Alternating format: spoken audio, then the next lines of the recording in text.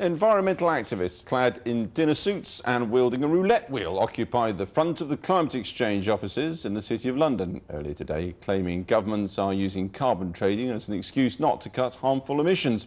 The action was the first in a series of protests organised by a week-long climate camp in South East London, set up to highlight the issue of climate change. Our science correspondent Tom Clark spent the morning following one group of protesters. Turned out of their sleeping bags early, a contingent of climate campers assemble in the city to put on suits and ties and head to work. Not so much into the office as up the front of someone else's.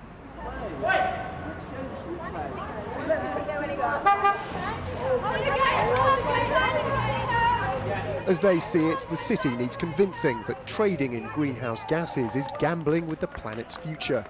They think carbon permits created under a European scheme to put a penalty on every tonne of gas certain industries emit are as dodgy as the toxic debt that caused the financial crisis.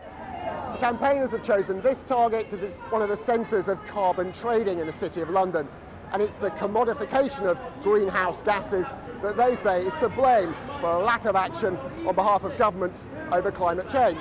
Carbon trading is a huge financial game, an insane financial game that allows governments to put on a charade of doing something about climate change, and it allows big business to get even richer. The scheme works by governments capping the amount of carbon that polluting companies can emit and requires them to purchase permits for every tonne they exceed, a financial incentive to lower emissions. Early on, companies persuaded governments to issue too many permits. Then came the recession. Economic downturn means lower emissions, therefore even more spare permits. Even some proponents of carbon trading argue the only beneficiaries so far have been polluting companies flush with permits and the traders that sell them. The fundamental thing that's driving it, which is making companies reduce their emissions, hasn't been implemented tough enough. So although people are moving things back and forwards and making money and there's a price, it's not delivering on the environment at anything like the rate it needs to if it's going to solve climate change. Unlike recent climate protests, today the police seem happy to play along. The besieged European Climate Exchange invited us to their real front door to discuss the attack on their business.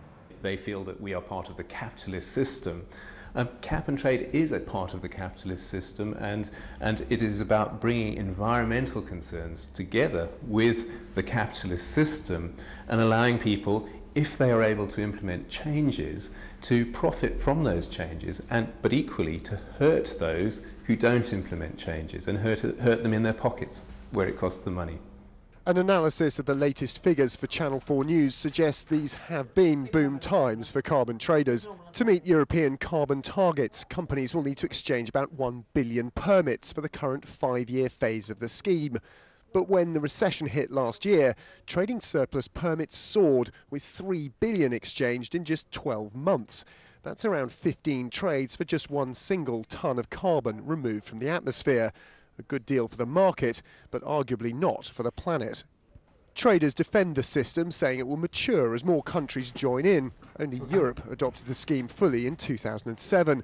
It's also the only agreed method of internationally reducing carbon emissions, so will feature prominently at the Copenhagen Climate Summit this winter. So the campers may well be right about the gamble of carbon trading, but right now it's the only game in town.